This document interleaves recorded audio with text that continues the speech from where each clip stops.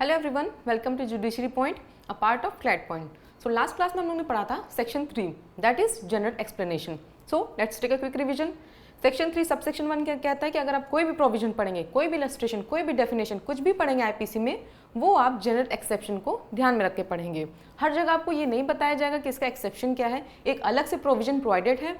कोई भी डेफिनेशन पढ़ेंगे आप, it will be subject to general exception. Sub section 2 क्या बताता है?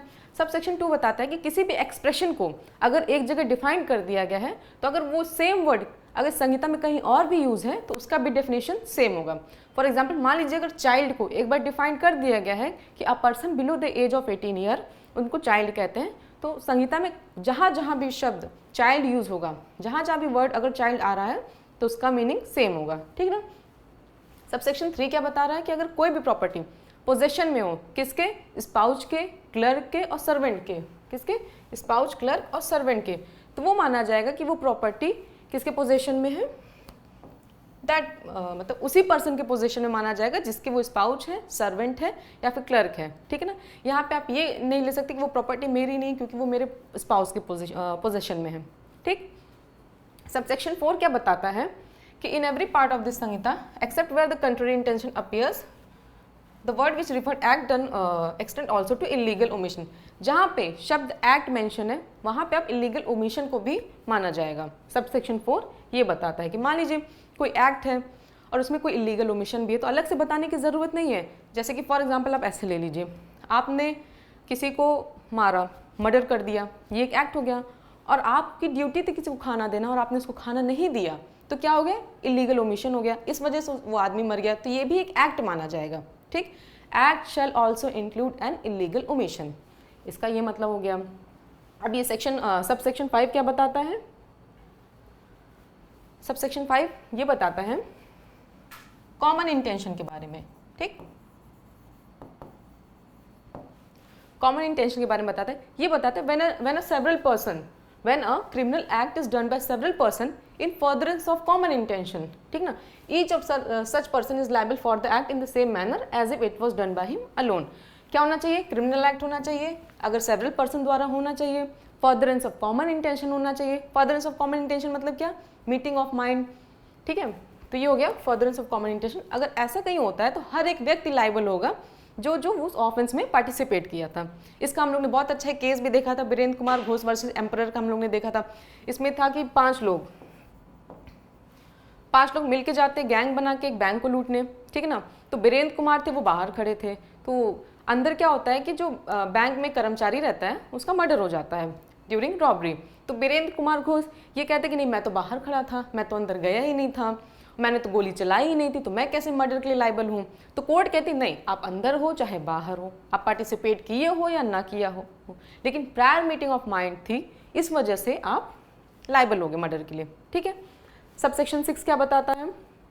सिमिलर इंटेंशन के बारे में बताता है, ठीक ना। कॉमन इंटेंशन के बारे में सबसेक्शन 5 बताता है, सबसेक्शन 6 क्या बताता है? सिमिलर इंटेंशन के बारे में।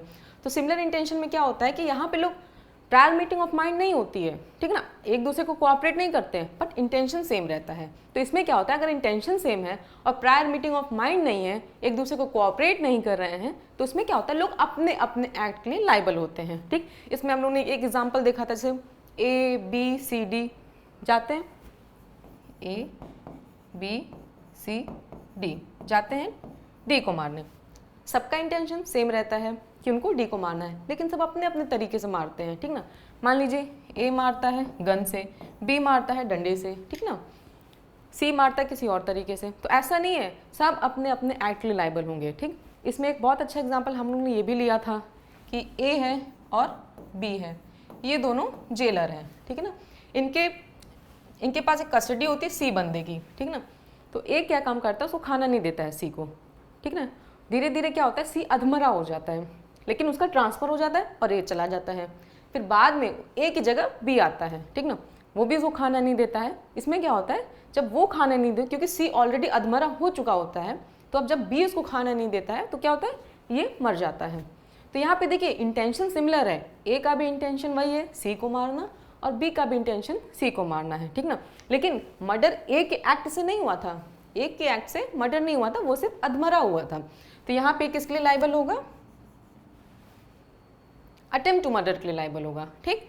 और बी की एक्ट से क्या हो गया था, वो मर गया था, तो यहाँ वो किसके लिए लाइबल होगा, मर्डर के लिए लाइबल होगा। तो हम लोग देख रहे हैं कि यहाँ पे दोनों के इंटेंशन भी सिमिलर है, बट ये अपने अपने एक्ट के लिए लाइबल है, ठीक है।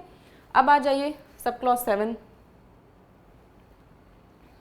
सब क्लॉज 7 ये कहता है कि अगर आप किसी एक्ट को करने के लिए, किसी ऑफेंस को करने के लिए, ठीक है ना, आप एक्ट भी करते हैं तो ओमिशन भी करते हैं, तो वो दोनों एक्ट में उस ऑफेंस में माना जाएगा, ठीक ना। देखिए, whenever the causing certain effect, मान लीजिए आपको मर्डर करना है, तो क्या मर्डर क्या हो गया, इफेक्ट हो गया, और कैसे हुआ, पार्शली बाय एक्ट हुआ, पार्शली बाय ओमिशन है, तो वो मर्डर माना जाएगा पूरी तरीके से, ठीक है ना। अब इसको एक एग्जाम्पल की तरफ से देख लीजिए। आपने ए ने बी को पहली बात तो खूब कायदे से कचरा, ठीक ना, उसको अधमरा कर दिया मार मार के, ठीक। तो ये क्या हो गया, एक एक्ट हो गया। कैसा एक्ट हो गया, पार्शियल एक्ट, क्योंकि इस एक्ट से उसका मर्डर तो हुआ नहीं, वो मरा तो है नहीं, ठीक है ना। तो अभी तक ए ने क्या किया, इसको मार मार के अधमरा कर दिया। फिर उसके बाद क्या हुआ, जब वो अधमरा हो गया तो उसको कमरे में बंद करके उसको खाना पानी देना बंद कर दिया। तो ये क्या हो गया, ये हो गया इलीगल ओमिशन, ठीक है। ये क्या हो गया, ओमिशन हो गया।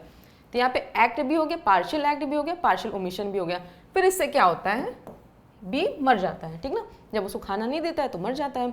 तो ये दोनों जो आपने एक्ट भी किया है, ओमिशन भी किया है, तो ये दोनों मर्डर में काउंट होगा। आप ये नहीं कह सकते कि नहीं, जो मैंने एक्ट किया था उससे तो कोई इंसान मर ही नहीं सकता, या फिर जो मैंने खाना नहीं दिया था तो उससे भी कोई इंसान मर नहीं सकता। 5 दिन हम खाना किसी को ना दे तो कोई मर थोड़ी सकता है। तो आप इस बात का आप डिफेंस नहीं ले सकते। आपने आधा मारा और आधा खाना नहीं दिया, मर्डर हुआ, तो उसका इफेक्ट क्या है, मर्डर। तो ये क्या माना जाएगा, ऑफेंस माना जाएगा, सेम ऑफेंस माना जाएगा, ठीक है ना। इसमें हम लोग ने इलस्ट्रेशन भी देखा था। A intentionally cause that partially by illegal omitting to give that food and partially by beating, so A has committed murder, ठीक है। अब आते हैं सब सेक्शन 8 पे। सब सेक्शन 8 क्या बताता है, इंटेंशनल कॉपरेशन के बारे में, ठीक है। जहाँ पे क्या होता है कि सबका इंटेंशन सेम होता है, बट वो एक दूसरे को कोऑपरेट करते हैं मारने के लिए, ठीक है, by doing any one of those act. इसमें हम लोग ने एक इलस्ट्रेशन देखा था, ए बी, वही जेलर वाला इलस्ट्रेशन था, ए हो गए बी हो गए, ठीक है ना। इन दोनों का इंटेंशन था सी को मारना, ठीक है ना। सुबह किसकी ड्यूटी लगती थी, ए, यहाँ पे ए और बी जेलर हैं और सी उनके कस्टडी में है, ठीक है। तो सुबह ड्यूटी लगती थी ए की और शाम को ड्यूटी लगती थी बी की, ठीक है ना। तो इन दोनों ने डिसाइड किया कि चलो हम लोग ए को मारते, कैसे मारते, थोड़ा थोड़ा जहर दे के मारते हैं, ठीक है ना। तो ए क्या काम करता था, सुबह जहर कौन देता था, ए देता था, और शाम को जहर कौन देता था, बी देता था। तो यहाँ पे देख रहे हैं ये लोग इंटेंशनली एक दूसरे को कोऑपरेट कर रहे हैं, ठीक ना, किसके लिए, ऑफेंस कमिट करने के लिए, टू कमिट एन ऑफेंस, ठीक ना, by mean of several act. Act A का अलग है, बी का अलग है। सुबह का जहर कौन दे रहा है, ए दे रहा है, शाम का जहर कौन दे रहा है, बी दे रहा है। तो दोनों के एक्ट अलग हैं, ठीक है, ऑफेंस कमिट करने के लिए कर रहे हैं और एक दूसरे को इंटेंशनली कोऑपरेट कर रहे हैं, ठीक है। किस लिए कोऑपरेट कर रहे हैं, in the commission of offence by doing any one of those act, ठीक है ना। तो ये दोनों मिलके आइदर सिंगली और jointly with any other person commit that offence. इसमें क्या होगा, ये दोनों मिलके ऑफेंस कर रहे हैं। अब ये कहेगा, मान लीजिए इसमें ये डिफेंस लेता है कि हमने जितना जहर दिया था उससे सी तो मर ही नहीं सकता, या फिर बी ये डिफेंस ले कि हमने तो थोड़ा सा ही जहर दिया था, उससे थोड़ी कोई मर सकता है। बट ऐसा नहीं होता है। अगर सी मर गया तो मर्डर के लिए ए भी लायबल होगा, बी भी लायबल होगा। इसमें कोई डिफेंस नहीं ले सकता कि सिर्फ इतने से जहर से कौन मर सकता है। आपने एक्ट किया, इंटेंशनली कोऑपरेटेड थे एक दूसरे को, तो आप दोनों ऑफेंस के लिए लायबल होंगे, ठीक है।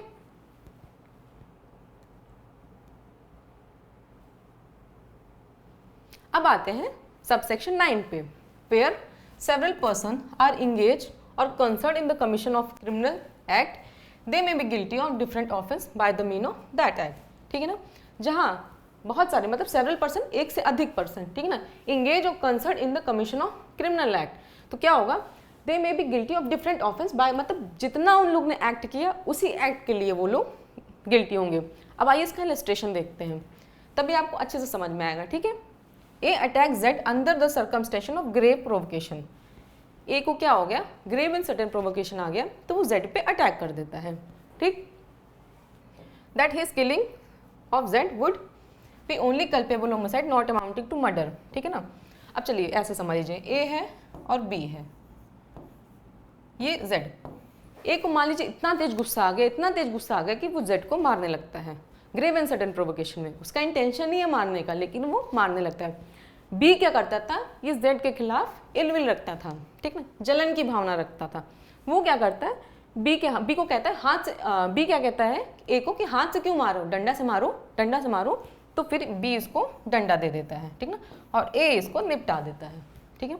तो यहाँ पे जो ए होगा वो नॉट अमाउंटिंग मर्डर के लिए लाइबल होगा, बी जो है जिसने उसको हेल्प किया ड्यूरिंग द प्रोवोकेशन, जिसने उसको असिस्ट किया कि आप हाथ से ना मार के बल्कि डंडा से मारो, तो वो किस लिए लाइबल होगा, वो मर्डर के लिए लाइबल होगा, ठीक है। B will guilty of murder and A is guilty of only culpable homicide, ठीक। क्यों कल्पेबल होमिसाइड के लिए लाइबल होगा, क्योंकि ए का इंटेंशन नहीं था सी को मारने का, वो ग्रेव एंड सडन प्रोवोकेशन में उसको मार दिया, लेकिन बी का क्या था, वो इल विल था, उसका इंटेंशन था उसको मारने के लिए, इसलिए उसने असिस्ट किया, इस वजह से वो मर्डर में आएगा, ठीक है। चलिए अब आपका सेक्शन 3 खत्म होता है जनरल एक्सप्लेनेशन का। अब हम लोग स्टार्ट करेंगे नया चैप्टर, ठीक, चैप्टर सेकेंड स्टार्ट करने से पहले हम लोग को ये भी देखना है कि जो सेक्शन 3 हम लोग ने पढ़ा था, इसमें इंपॉर्टेंट क्वेश्चंस क्या आते हैं, प्री पॉइंट ऑफ व्यू के लिए भी, मेंस पॉइंट ऑफ व्यू के लिए। तो सबसे पहला हम लोग का जो सेक्शन इंपॉर्टेंट है वो है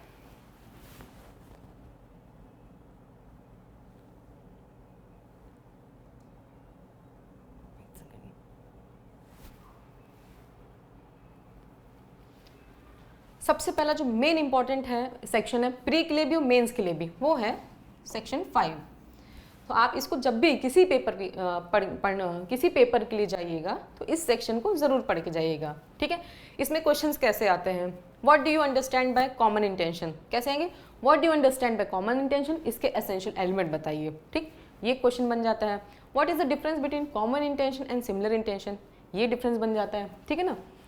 डिफरेंस ये रहता है कॉमन इंटेंशन और सिमिलर इंटेंशन में कि कॉमन इंटेंशन में क्या होता है, प्रायर मीटिंग ऑफ माइंड होता है, बट सिमिलर इंटेंशन में प्रायर मीटिंग ऑफ माइंड नहीं होता है, ठीक ना। Although their intention are similar but they do not have a prior meeting of mind, ठीक ना। फिफ्थ में कॉमन इंटेंशन में क्या होता है कि everyone is liable for the offence, ठीक ना, मर्डर हुआ है तो सब मर्डर के लिए लायबल होंगे, बट इसमें क्या होता है कि सब अपने अपने एक्ट के लिए लायबल होंगे, ठीक।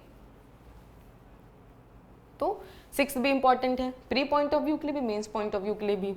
7th भी इंपॉर्टेंट है, आप लोग इसको प्री पॉइंट ऑफ, इसके इलस्ट्रेशंस अच्छे से पढ़ के जाइएगा, क्योंकि इसके इलस्ट्रेशन से प्री में भी क्वेश्चन आते हैं, मेंस में भी क्वेश्चन आते हैं। तो इस सेक्शन के जितने भी इलस्ट्रेशन है एक एक इलस्ट्रेशन आप पूरा पढ़ के जाइएगा, ठीक है।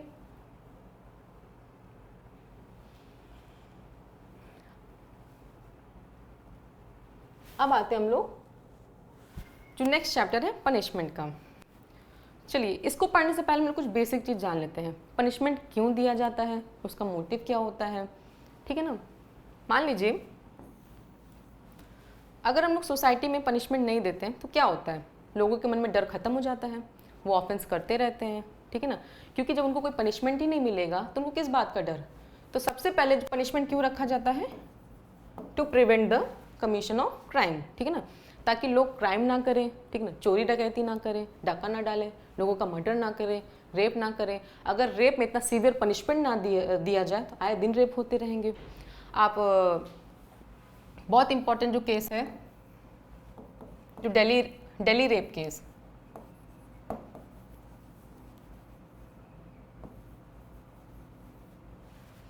दिल्ली रेप केस में सबको डेथ की सजा दे दी गई थी। अगर इतनी कड़ी से कड़ी सजा ना दी जाए तो लोग आए दिन ऑफेंस कमिट करते रहेंगे। तो सबसे पहला क्या होता है, मेन मोटो जो होता है, to prevent the commission of an offence, ताकि वो लोग ऑफेंस रोक सके वो लोग, ठीक। दूसरा क्या होता है, जो लोग हैं उनको लॉ अबाइडिंग पर्सन बनाया जाए, ठीक ना, आए दिन रूल्स रेगुलेशन ब्रेक ना हो। दूसरा मेन मोटिव रहता है लॉ अबाइडिंग पर्सन के लिए, ठीक है। ये तो गया इसका मेन मोटिव कि to prevent the commission of a crime और लॉ अबाइडिंग पर्सन होने चाहिए, ठीक है। अब आते देखते हैं, अब इसका एक एग्जाम्पल भी ले लेते हैं। मान लीजिए एक स्कूल है, उसमें एक टीचर है। टीचर क्या करता है, क्लासरूम में छड़ी दिखाता है, ठीक ना। तो जो क्लासरूम के बच्चे, ताकि बच्चे शैतानी करें, बच्चे अगर बात करें तो टीचर उनको मार सके, ठीक ना। तो टीचर यहाँ क्या करता है, बच्चों को पनिश करता है, जिससे क्या होता है, बच्चों के मन में डर बैठ जाता है कि अगर हम अब बात करेंगे तो टीचर हमको मारेगा। तो ये क्लासरूम क्या है, बच्चे क्या है, ये पीपल्स हैं, जनता है, हम लोग हैं, ठीक है ना। टीचर क्या है, ये स्टेट है, और ये डंडा क्या है, ये पनिशमेंट है, ठीक है ना। अगर ये स्टेट पनिशमेंट ना दे तो ये जो बच्चे हैं, जो हम लोग जनता लोग हैं, वो क्या हो जाएंगे, उडन द टाइप के लोग हो जाएंगे, आए दिन ऑफेंस करते रहेंगे। इसीलिए to maintain the rule and regulation of the society, to prevent the commission of a crime, it is very mandatory to have a punishment in our संहिता, ठीक है ना। अब चलिए आइए देखते हैं पनिशमेंट में क्या होता है कि कुछ टाइप के थ्योरीज भी होते हैं। चलिए हम थ्योरीज के बारे में पढ़ लेते हैं, ठीक ना। 4 टाइप की थ्योरीज हैं। पहला थ्योरीज है डिटरेंट थ्योरी, दूसरा क्या है, प्रिवेंटिव, तीसरा क्या है, पहला दूसरा, तीसरा क्या है, रेट्रिब्यूटिव, और चौथा क्या है, रिफॉर्मेटिव।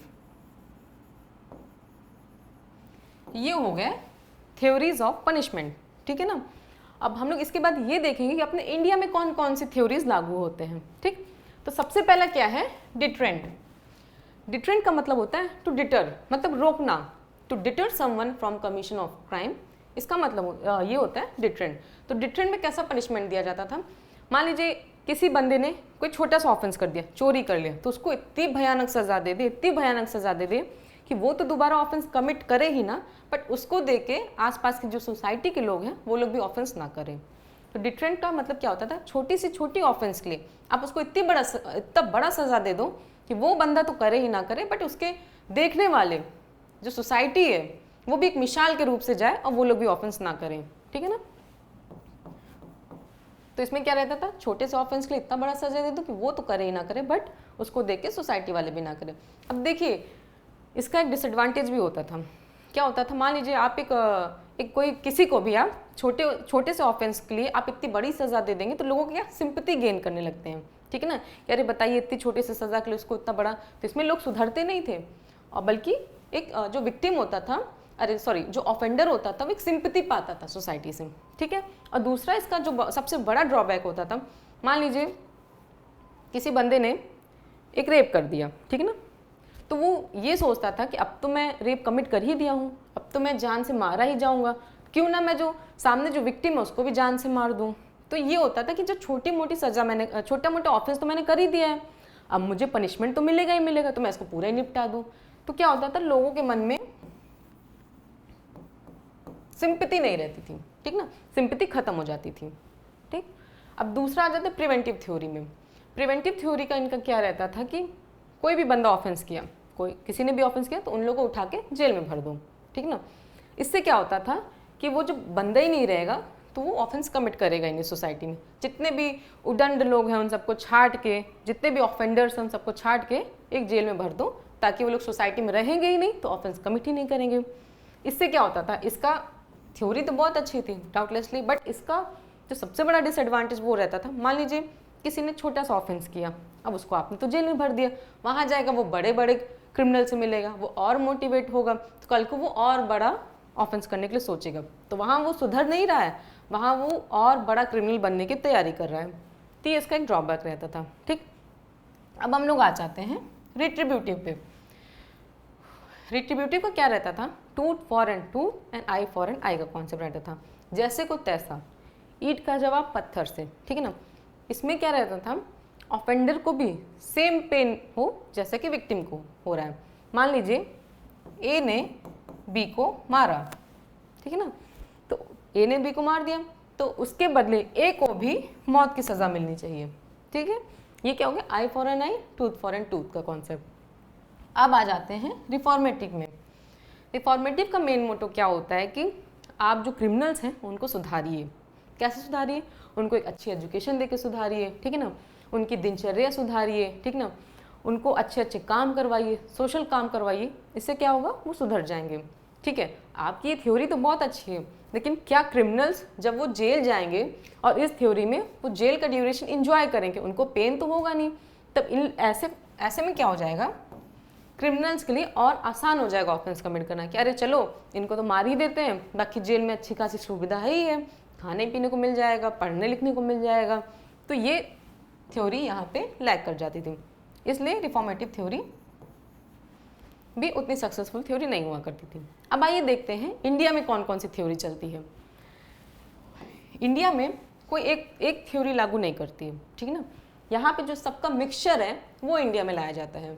जैसे कि हम लोग दिल्ली रेप केस में देखे थे, उसमें रेट्रीब्यूटिव फॉर्म ऑफ पनिशमेंट दिया गया था। क्या किया, क्या 4-5 बंदे मिलकर एक लड़की का रेप कर दिए थे, क्या हुआ था, उनको भी डेथ पनिशमेंट दिया गया था। तो यहाँ पे रेट्रीब्यूटिव, हम लोग संजय दत्त की मूवी में देखे थे, संजय दत्त वहाँ जेल में जाता है, अच्छा खासा बैग्स बनाता है, ठीक है ना। वो किसका पार्ट था, रिफॉर्मेटिव, उसको सुधारा जाए, जितने भी वो ड्रग्स कंज्यूम करता है तो उसको सब छुड़वाया गया, वो किसका पार्ट था, रिफॉर्मेटिव थ्योरी का, ठीक है। तो अपने इंडिया में एक थ्योरी कोई लागू नहीं होती है, सारे को कंबाइन करके, कंपाइल करके, सबके थोड़े थोड़े अच्छे अच्छे पार्ट्स ले लेके अपने उसमें ले लिए, ठीक है ना। डिटरेंट में भी होता है कि सबको रोका जाए कि वो ऐसे ऑफेंस ना करें, ठीक है। अब आइए देखते हैं पनिशमेंट कैसे दिया जाता है, क्या क्या चीज़ें देख के दिया जाता है। तो पनिशमेंट देने के लिए सबसे पहला जो देखा जाता है वो फैक्ट्स एंड सर्कमस्टेंसेस देखा जाता है, ठीक है ना।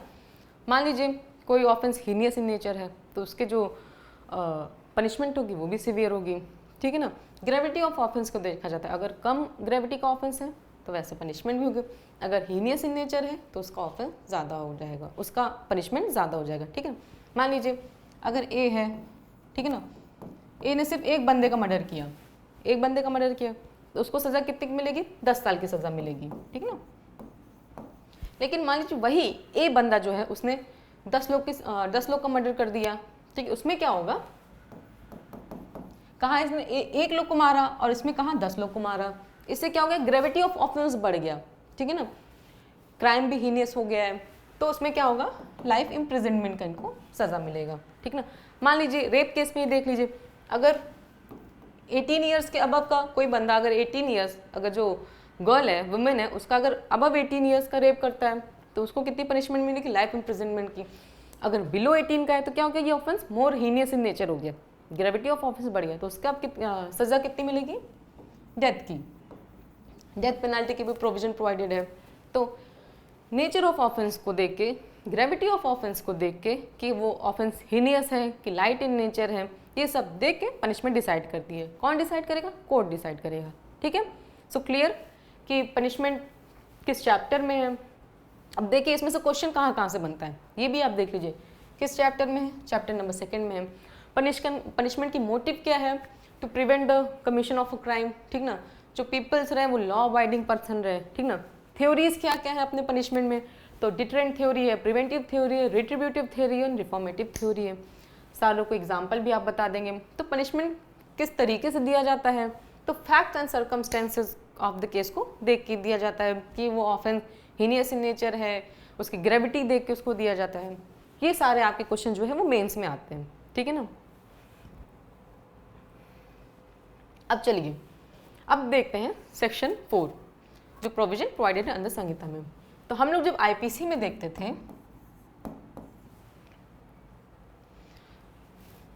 तो उसमें पनिशमेंट प्रोवाइडेड रहता था 5 टाइप्स का, ठीक ना। डेथ, इम्प्रिजनमेंट फॉर लाइफ, ठीक ना, simple imprisonment, rigorous imprisonment, forfeiture of property, fine, ठीक ना। बट अपने बीएनएस में एक पनिशमेंट को ऐड कर दिया गया है, वो है कम्युनिटी सर्विस। चलिए कम्युनिटी सर्विस का मोटिव क्या है ऐड करने का। देखिए बहुत ऑफेंस जो रहते थे तुच्छ टाइप के ऑफेंस रहते थे, जैसे कि हम लोग आईपीसी में याद कर सकते हैं कि सबसे कम पनिशमेंट जिसमें 24 घंटे की सज़ा रहती थी, वो अगर कोई बंदा दारू पी के उड़नता करता है, ठीक है ना, सड़क पे हल्ला बवाल काट रहा है, ठीक है ना, तो उसको क्या रहता था 24 घंटे के लिए हम लोग जेल भेज देते थे। लेकिन अब इसमें ये प्रोविजन नहीं है। उससे क्या होगा, कोई भी कम्युनिटी सर्विस करवाया जाएगा, जैसे कि सड़कें साफ करवाई जाएंगी, ठीक ना। ये कहा जाएगा कि आप जाओ गरीब आश्रम में जाके आप 10 बर्गर बांट के आओ, ठीक ना। तो ये सब जो होता है कम्युनिटी सर्विस होगा। इससे क्या होगा, कुछ समाज का भला भी हो जाएगा, उन्होंने जो अपना किया वो अपना भरपाई भी कर लेंगे, और जो जेल है वो ओवरबर्डन भी नहीं होगा। भाई अगर कोई दारू पी के सड़क पे डांस कर रहा है या फिर कुछ भी कर रहा है, कोई भी मिसबिहेविंग एक्टिविटी कर रहा है, तो आप उसको जेल में भरो, इससे अच्छा उससे सड़क साफ करवा लो, पार्क साफ करवा लो, ठीक है ना।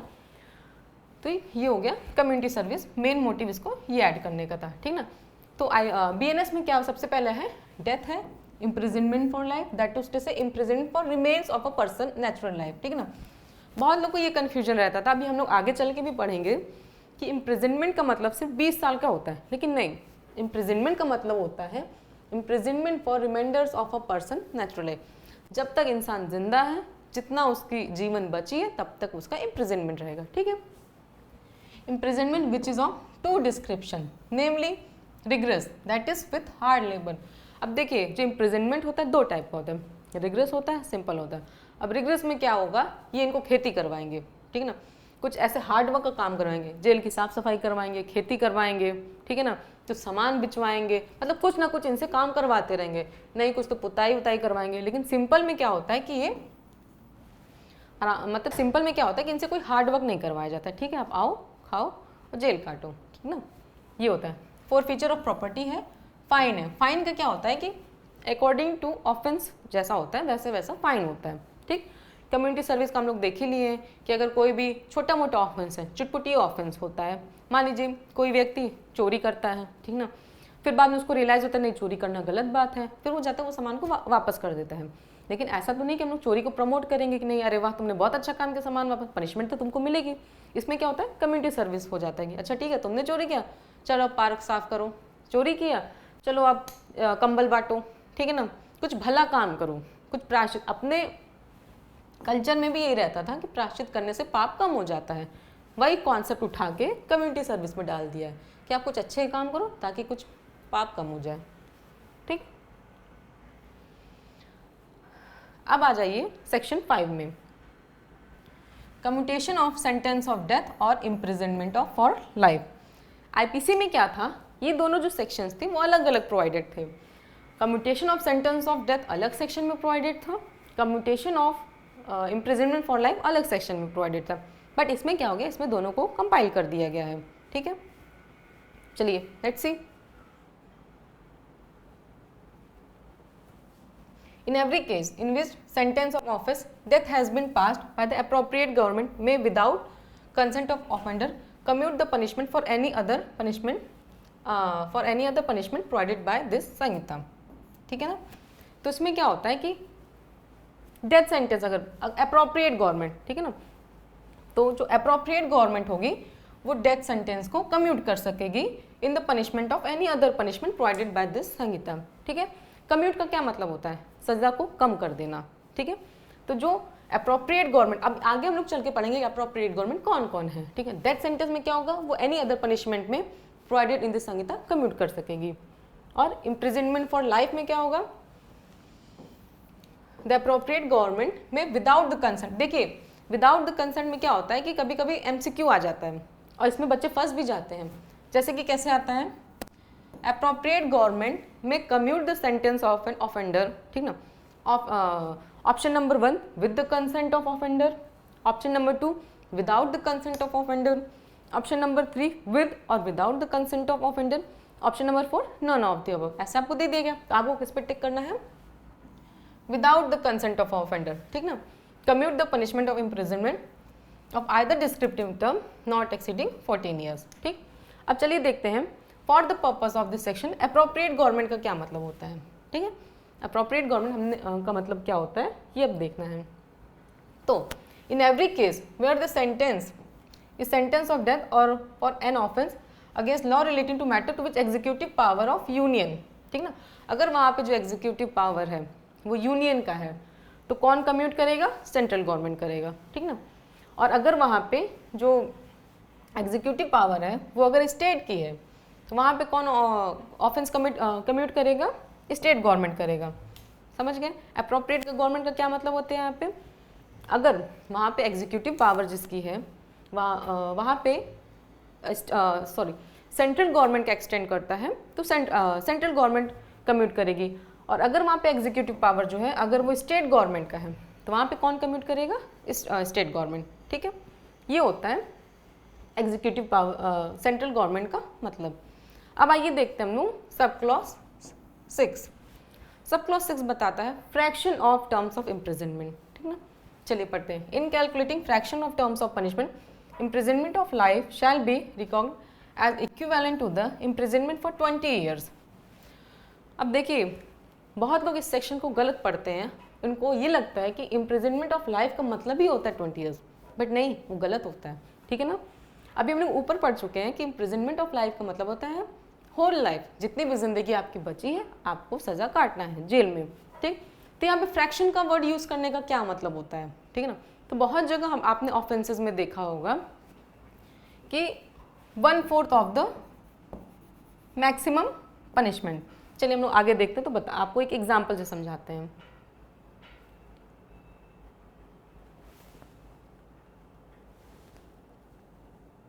क्या पे देखिए एग्जाम्पल ले रहे हैं हम लोग, ठीक ना। Court direct the offender to be imprisonment in default of payment of fine shall not exceed 1 terms of the imprisonment which is maximum. यहाँ पे क्या देख रहे हैं 1/4। मान लीजिए अगर वहाँ पे मैक्सिमम पनिशमेंट प्रोवाइडेड है इम्प्रिजनमेंट फॉर लाइफ का, मान लीजिए कोई ऐसा ऑफेंस है जिसमें 1/4 of the imprisonment for life, 1/4 of the maximum punishment क्या है, इम्प्रिजनमेंट फॉर लाइफ का। तो आप इसका 1/4 कैसे निकालेंगे, है कि नहीं। तो इसका 1/4 निकालने में जो आपका ऊपर वाला सेक्शन है,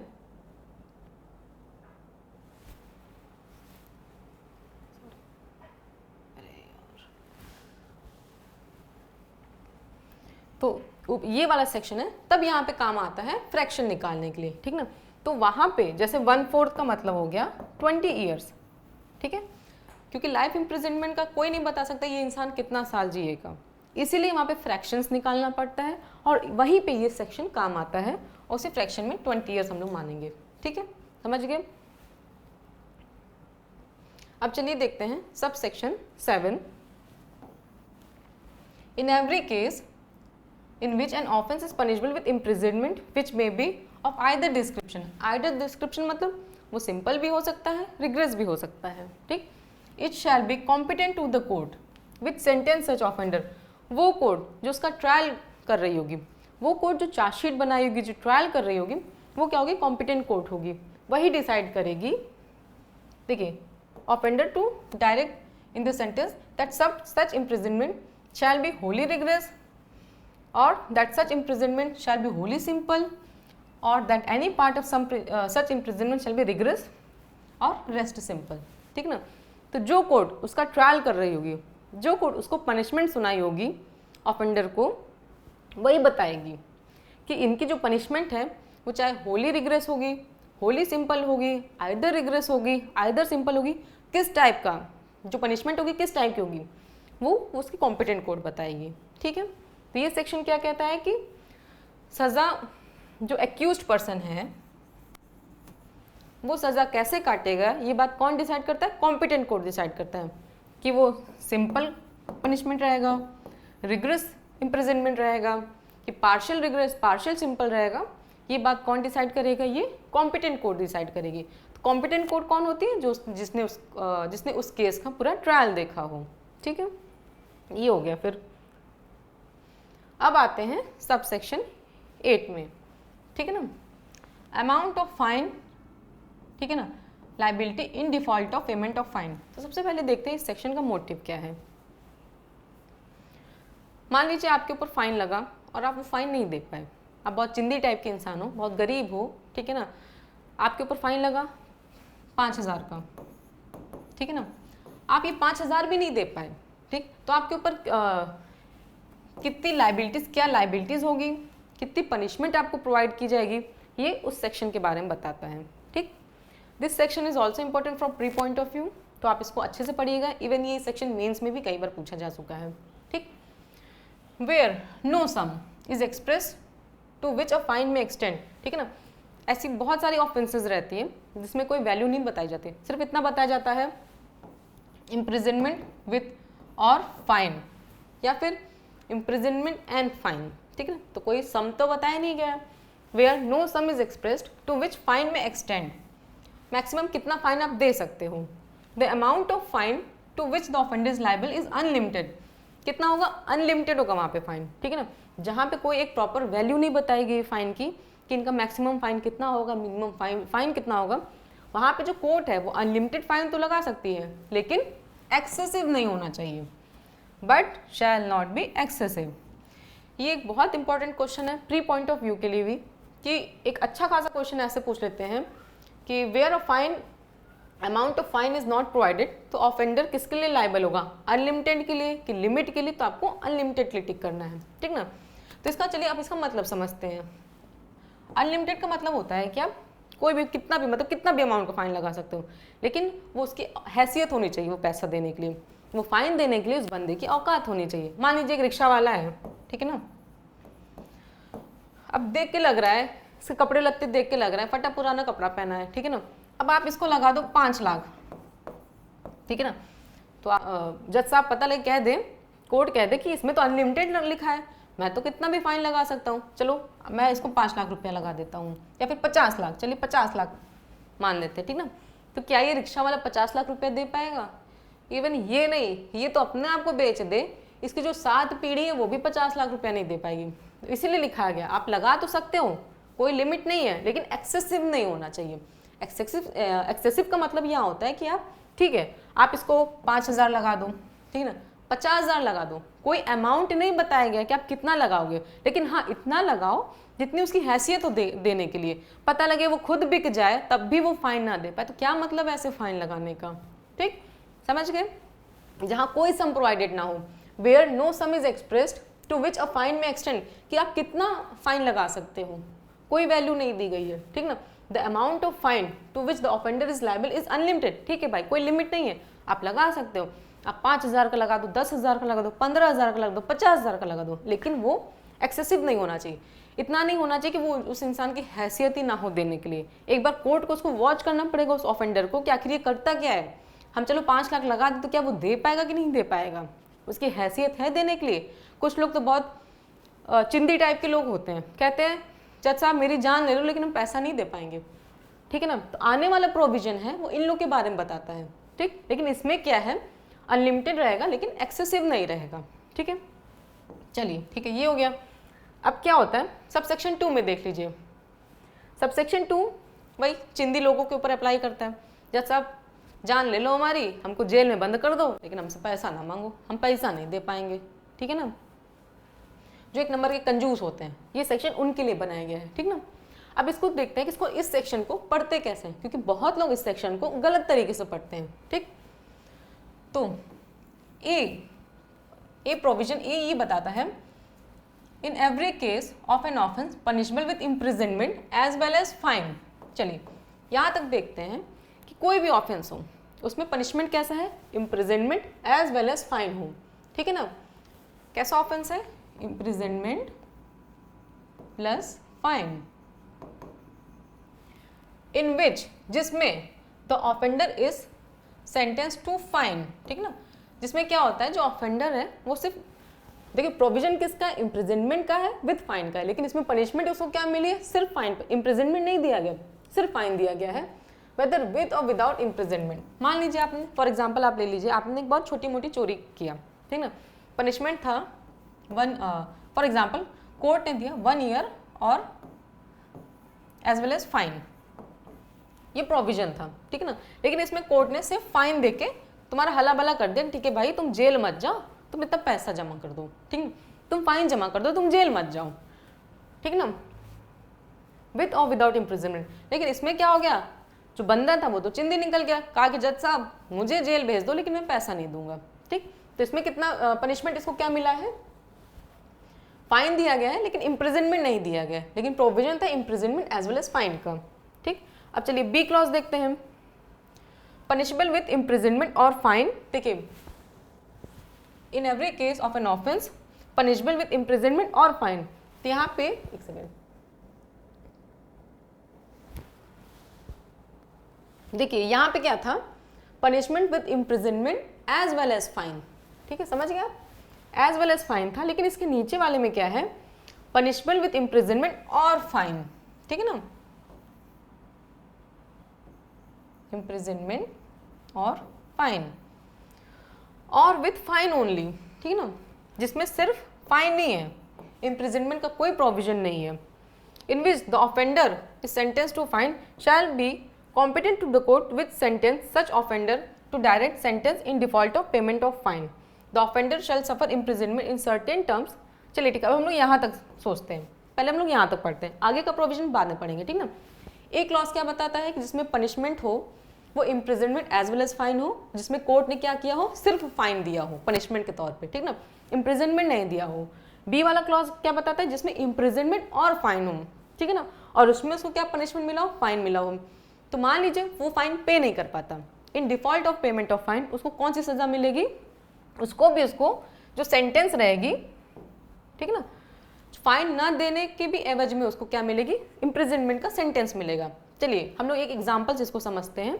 मान लीजिए रेप 376 में रेप जो है आईपीसी का, उसमें किसी को 10 साल की सजा मिली है और 70,000 का फाइन हुआ है, ठीक ना, 10 साल की सजा हुई है, 70,000 का फाइन है, और उसमें ये भी लिखा है इन default of payment of fine 3 साल और बढ़ जाएगा। तो क्या हो गया, 10 साल की सजा मिली और in default of payment of fine क्या, 3 साल की और सजा मिलेगी। समझ में आ गया, आपको फाइन तो दिया गया बट आप फाइन नहीं दे पाए, तो फाइन ना दे पाए इसकी एवज में आपको जेल में काट के आना पड़ेगा, सजा भुगतनी पड़ेगी, ठीक ना, 3 साल की, ठीक है। तो अभी तक यहाँ ये कहता है कि punishment with imprisonment or fine or with fine only in which the offender is sentenced to a fine, it shall be competent to the court in which sentence such offender is directed by sentence that in default of payment of fine। तो competent court क्या रहेगी, उसको sentence सुनाएगी, किसकी sentence सुनाएगी, imprisonment की, किसके लिए, in default of payment of fine। समझ गए, competent court रहेगी, कौन सी कोर्ट रहेगी, competent court रहेगी, क्या सुनाएगी उसको, सेंटेंस, इम्प्रिजनमेंट का सेंटेंस। जैसे कि इसमें 10 साल की सजा और 70,000 रुपये थे, 70,000 रुपये वो नहीं दे पाया, इसके लिए उसको 3 साल के लिए और सजा दे दी गई, ठीक। In default of payment of fine the offender shall suffer imprisonment for certain terms in which imprisonment shall be excess. यहाँ पे शब्द क्या है, एक्सेस, ठीक है ना, of any other imprisonment to which he may have been sentence और to which he may be liable under commutation of a sentence, ठीक है ना। तो मान लीजिए यहाँ पे आपको 10 साल की सज़ा तो हुई, ठीक ना, 10 ईयर्स की पनिशमेंट तो हुआ, फाइन कितना था, 70,000 का था। अब आप इसको दे नहीं पाए, जो इंसान था वो बहुत चिंदी टाइप का था, कह मेरे पास है ही नहीं जज साहब, मैं कहाँ से दे दूँ, ठीक है ना। तब जज साहब ने कहा, क्या किया, ठीक है मान लो अगर तुम 70,000 नहीं दे पा रहे हो, कोई बात नहीं, तुम 3 साल और सज़ा काटो, ठीक है। लेकिन ये जो 3 साल सज़ा होगी वो कैसी होगी, वो 10 साल के एक्स्ट्रा होगी, 10 साल से एक्स्ट्रा होगी। ये कि नहीं आप 10 साल जो सज़ा काट रहे हो उसी में 3 साल, नहीं, 10 साल प्लस 3 ईयर्स, ठीक ना, कितना हो गया, 13 ईयर्स। इसमें उसकी सज़ा कितनी होगी, 13 ईयर्स हो गई, ठीक है। समझ गए आप लोग, कोई दिक्कत तो नहीं है ना।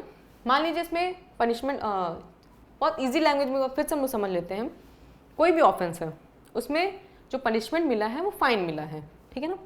अगर वो बंदा फाइन नहीं दे पा रहा है तो उसके लिए भी उसको इम्प्रिजनमेंट मिलेगा, सेंटेंस उसको भी कोई कोर्ट सुना देगी, वो जो इम्प्रिजनमेंट सुनाएगी वो एक्स्ट्रा रहेगा, इम्प्रिजनमेंट का एक्स्ट्रा रहेगा, वो उसी में ऐड नहीं किया जाएगा। मान लीजिए इसमें जो 10 साल की जो सज़ा सुनाई गई है, कोर्ट ने 10 साल की इसमें जो सज़ा सुनाई है और 70,000 का फाइन सुनाया है, ठीक है ना। फाइन अगर वो बंदा नहीं दे पा रहे तो कोर्ट कहता है तुमको 3 साल की और सज़ा मिलेगी। जो 3 साल की सज़ा मिलेगी वो 10 साल से ज़्यादा रहेगी, वो 10 साल जब कंप्लीट हो जाएगा तब उसको काउंट किया जाएगा। ये नहीं कि विद इन 10 ईयर्स से उसको काउंट कर लिया जाए, पहले वो अपनी 10 साल की सज़ा करे, भाई जो उसका इम्प्रिजनमेंट है 10 साल वो तो काटे ही काटे, प्लस जब तुम फाइन नहीं दे पाए हो तो उसके लिए तुमको 3 साल और काटना पड़ेगा, तो कितना हो गया, 13 साल। यही सेक्शन ये जो कहती है वो यही सेक्शन कहती है कि जो आपको इम्प्रिजनमेंट मिलेगा, जो भी आपको competent court in default of payment of fine में जो सेंटेंस सुनाएगी वो एक्सेस में रहेगी, ठीक ना। एक्सेस का मतलब ही यही है कि वो आप एक्स्ट्रा पनिशमेंट उसको मिलेगा, उसी में नहीं चलता रहेगा। 10 साल में पैरेलल नहीं चलता रहेगा कि आप 10 साल भी काट रहे हो उसी में, 3 साल भी उसी 10 साल में काउंट जाएगा, नहीं, पहले 10 साल काटो, फिर जो आपका जो 3 साल है वो आप उसके बाद काटो, ठीक है। तो टोटल आप 13 साल काटो, ठीक। तो ये सेंटेंस ये कहते हैं। बहुत लोग इस सेक्शन में कंफ्यूज हो जाते हैं, बट इसका यही है, इसको पढ़ने का तरीका इस सेक्शन का अलग है। आप इसको अगर अच्छे से पढ़ोगे तो आपको ये सेक्शन पूरा समझ में आ जाएगा, ठीक है। यहाँ से एक ट्री का क्वेश्चन बनता है, हर साल बनता है, हर स्टेट में बनता है, चाहे वो राजस्थान वाला हो चाहे वो एमपी का हो। ऐसे पूछ लेते हैं कि जो इन default of payment of fine में जो सेंटेंस रहता है वो एक्सेस में रहता है कि पैरेलल रहता है कि उसी में इंक्लूडेड रहता है, तो आपको एक्सेस पे टिक करना है, ठीक है। अब आते हैं सब सेक्शन 3 में। 3 क्या बताता है? The terms of which the court direct the offender to be imprison in default of payment of fine. अब चलिए यहाँ पे हम लोग ने देखा कि 10 साल की सज़ा थी। देखिए ये जितने भी सेक्शंस हैं सब एक दूसरे से इंटर रिलेटेड हैं, तो आपको एक सेक्शन ध्यान में रख के ही दूसरे सेक्शन को पढ़ना है, अदरवाइज आप समझ नहीं पाओगे। बहुत कंफ्यूजिंग सेक्शन है ये, ठीक। मान लीजिए इसमें आपको कितना पनिशमेंट मिला था,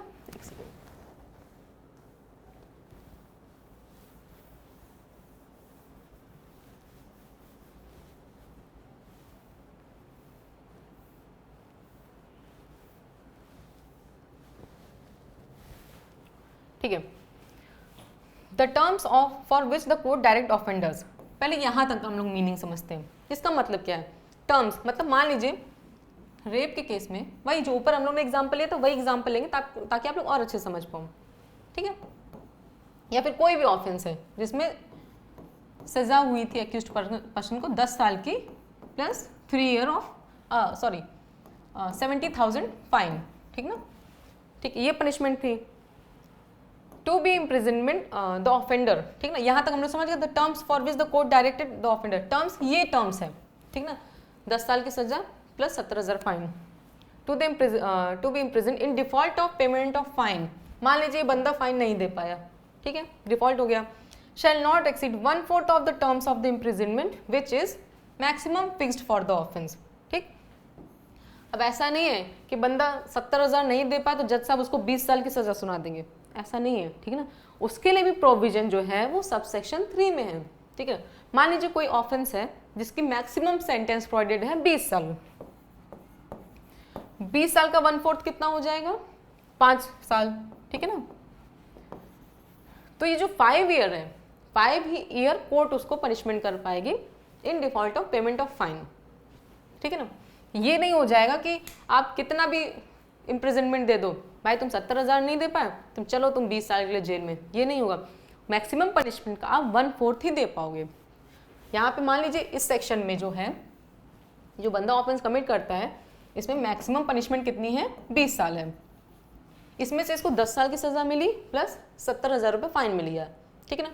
मान लो ये फाइन नहीं दे पाया, बहुत चिंदी टाइप का चोर टाइप का इंसान था, तो 10 साल प्लस 1/4 ऑफ 20 ईयर्स कितना होगा? 5 साल। तो अब ये कितना सज़ा काटेगा? 15 साल की। समझ गए आप लोग? ये वो सेक्शन बताता है कि शैल नॉट एक्सीड 1/4। ये भी जो सेक्शन है इसमें से भी प्री के क्वेश्चन ज़रूर बनते हैं। ये जो 1/4 शब्द है कि कितना एक्सीड नहीं होना चाहिए, हाफ एक्सीड नहीं होना चाहिए, 1/4, 1/3, तो आपको 1/4 पे टिक करना है। Of the terms of the imprisonment which is maximum, ठीक ना, इसमें भी प्री के क्वेश्चन बनते हैं।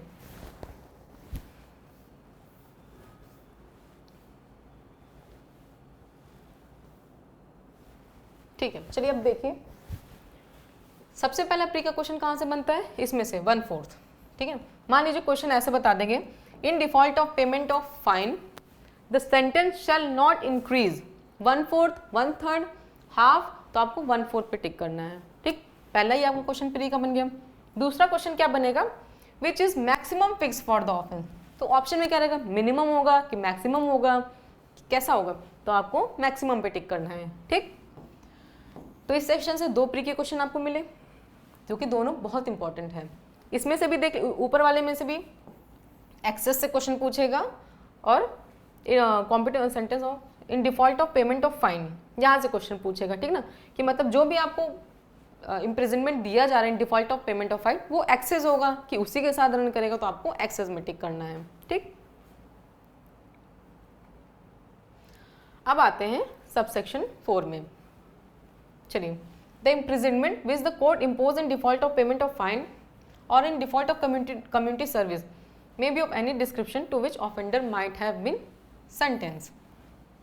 चलिए अब देखते हैं इसमें क्या होता है। जो जैसे इम्प्रिजनमेंट होता है, इम्प्रिजनमेंट क्या होगा? Court impose in default of payment of fine, ठीक है, और इन कम्युनिटी सर्विस। मान लीजिए कोई भी ऑफेंस है जिसमें इम्प्रिजनमेंट विद फाइन दिया गया है, तो फाइन तो भाई साहब जो ऊपर थे वो फाइन तो दे नहीं पाए, वो कहे बहाना मार दी कि नहीं हमारे पास इतने है ही नहीं, मैं फाइन दे ही नहीं पाऊंगा। तो वो क्या होगा, इन मतलब जो उसके एवज में जो उनको और पनिशमेंट मिलेगी वो कैसा होगा, of any description to which offender might have been sentence for the offence. चाहे वो रिग्रेस भी हो सकता है, चाहे वो सिंपल भी हो सकता है, चाहे वो पार्शली रिग्रेस हो सकता है, चाहे वो पार्शली सिंपल हो सकता है। ये कौन डिसाइड करेगा, कॉम्पिटेंट कोर्ट डिसाइड करेगा। तो ठीक है, इसमें से भी, इस सेक्शन में से, ये सारे सेक्शन जो हैं ये प्री पॉइंट ऑफ व्यू के लिए एक एक लाइन बहुत इंपॉर्टेंट है, आप इसको छोड़ नहीं सकते, आपको एक एक लाइन अच्छे से पढ़ना है, ठीक ना। तो the imprisonment which the court impose in default of payment of fine और in default of community service. कौन कौन से दो प्रोविजन है इसमें, पेमेंट ऑफ फाइन है और दूसरा कौन सा है, कम्युनिटी सर्विस है, ठीक ना। अगर इसमें आपको इम्प्रिजनमेंट मिल सकता है, may be of any description to which the offender might have been sentence. Any description में क्या होगा, सिंपल भी होगा, रिग्रेस भी होगा, पार्शियल सिंपल होगा, पार्शियल रिग्रेस होगा, ठीक ना। एनी डिस्क्रिप्शन, ये जो शब्द है ये भी प्री के लिए बहुत इंपॉर्टेंट है, क्योंकि इसमें भी पूछते हैं। फॉर एग्जाम्पल ऐसे क्वेश्चन बना दिया कि the imprisonment which the court impose in default of payment of fine और कम्युनिटी सर्विस में be wholly rigorous, wholly partial, fully rigorous, fully partial, या फिर ऑफ एनी डिस्क्रिप्शन। तो आपको ऑफ एनी डिस्क्रिप्शन पे टिक करना है, ठीक। So this is also very important from pre point of view. अब आते हैं, यहाँ तक आप लोग समझ गए कि आप रुक जाइए, वो फिर से हम छोटा छोटा ओवरव्यू ले लेते हैं।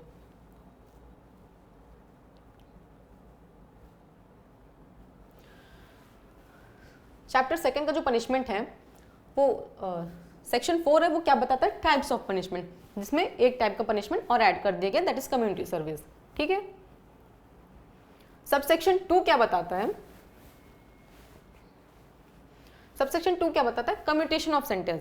तो कम्यूट कौन कर सकता है, अप्रोप्रिएट गवर्नमेंट कर सकता है। अप्रोप्रिएट गवर्नमेंट में कौन आता है कि जहां पे एग्जीक्यूटिव पावर अगर यूनियन है तो वो सेंट्रल गवर्नमेंट में आएगा, और जहां पे एग्जीक्यूटिव पावर स्टेट है तो वो स्टेट गवर्नमेंट कम्यूट कर सकेगा, ठीक है। पहले क्या था, आईपीसी में क्या था, दोनों सेक्शन अलग अलग थे, बट बीएनएस में दोनों को कंपाइल कर दिया गया है, ठीक। और इसमें कहाँ से क्वेश्चन बनता है, without the consent of offender से, ठीक है ना, ये हो गया। अब आ जाइए सेक्शन 6 में, इन कैलकुलेटिंग फ्रैक्शन, मतलब ये इम्प्रिजनमेंट फॉर लाइफ के लिए बताया गया कि अगर इम्प्रिजनमेंट फॉर लाइफ के लिए किसी का फ्रैक्शन निकाला जा रहा है तो कितना साल होगा, 20 साल होगा, ठीक है। अब आ जाइए सेक्शन 7 में। सेक्शन 7 में ये बताया कि मान लीजिए किसी को पनिशमेंट भी दिया गया और फाइन भी दिया गया, बट वो फाइन वो बंदा दे नहीं पा रहा है, ठीक ना। तो जो कॉम्पिटेंट कोर्ट होगा, सॉरी ये सेक्शन ये बताता है कि मान लीजिए जो कॉम्पिटेंट कोर्ट होता है, अगर वो कोई इम्प्रिजनमेंट दे रहा है तो इम्प्रिजनमेंट जो होगा वो एनी डिस्क्रिप्शन का होगा, of either description, may be of either description. Section 7 क्या कहता है कि मान लीजिए कोई कॉम्पिटेंट कोर्ट है, किसी भी जो एक्यूज्ड पर्सन है उसको इम्प्रिजनमेंट प्रोवाइड कर रहा है, तो वो इम्प्रिजनमेंट कैसा होगा, ऑफ आइदर डिस्क्रिप्शन। वो उसके ऊपर निर्धारित होगा कि वो उसको सिंपल देना चाह रहा है, रिग्रेस देना चाह रहा है, पार्शियल सिंपल, पार्शियल रिग्रेस दे रहा है, ये किस पे होगा, कॉम्पिटेंट कोर्ट पे रहेगा, ठीक। तो सेक्शन 7 ये कहता है। सेक्शन 8 क्या कहता है, sentence in default of payment of fine. मान लो आपके ऊपर फाइन लगाया गया और आप उसको नहीं दे पा रहे हो, तो उसके लिए आप कितना लायबल होगे, ठीक। तो सब सेक्शन 1 कह रहा है कि आपके ऊपर फाइन तो लगा सकती है कोर्ट, फाइन तो लगा सकती है, अनलिमिटेड भी लगा सकती है, लेकिन वो एक्सेसिव नहीं होना चाहिए, ठीक है ना। तो पहले ये कहती है। सेक्शन 2 क्या कहती है, सब सेक्शन 2 कि चलिए मान लीजिए किसी में जो पनिशमेंट है वो imprisonment as well as fine है, बट आपको जो कोर्ट ने पनिश किया है सिर्फ फाइन से पनिश किया है, ठीक है, विद और विदाउट इम्प्रिजनमेंट। दूसरे वाले में क्या बताती है कि पनिशमेंट और फाइन दोनों है, चाहे आप उसको पनिशमेंट दो चाहे फाइन प्रोविजन में, लेकिन आपको कोर्ट जो पनिश करती है वो सिर्फ फाइन से पनिश करती है। तो क्या होगा, तो जो आपको सेंटेंस मिलेगा, तो फाइन के एवज में कोर्ट पहली बार आपको क्या दे सकती है, सेंटेंस दे सकती है, ठीक। इम्प्रिजनमेंट सेंटेंस सुनाएगी, फाइन अगर आप नहीं दे पा रहे हो, और ये जो सेंटेंस सुनाएगी शैल बी एक्सीड, मान लीजिए जैसे अगर 10 साल है और 70 साल की 70,000 फाइन है, ठीक है। अगर आप ये नहीं दे पा रहे हो तो आपको 3 साल की सजा जो कोर्ट सुनाएगी वो एक्सेस में सुनाएगी, ठीक है। चलिए, और जो सब सेक्शन 3 क्या कहती है कि जो इम्प्रिजनमेंट होगी, आप इन डिफॉल्ट ऑफ पेमेंट ऑफ 5 आप कितना दोगे, 1/4 ऑफ द मैक्सिमम दोगे, ठीक, कितना दोगे, 1/4 ही दोगे, इससे ज़्यादा आप नहीं दे सकते। अगर 20 साल की सज़ा है तो आप 1/4 5 साल की सज़ा दे सकते हो, इससे ज़्यादा आप नहीं दे सकते, ठीक। 4 क्या बताता है कि अगर इम्प्रिजनमेंट है, fine and default of payment of fine और कम्युनिटी सर्विस है, तो जो उसमें सेंटेंस मिलेगा वो आइदर डिस्क्रिप्शन मिलेगा, ठीक है। तो आई होप आप लोग यहाँ तक समझ गए होंगे। आगे के जो सेक्शंस हैं वो हम लोग नेक्स्ट क्लास में कंटिन्यू करेंगे। So thank you very much.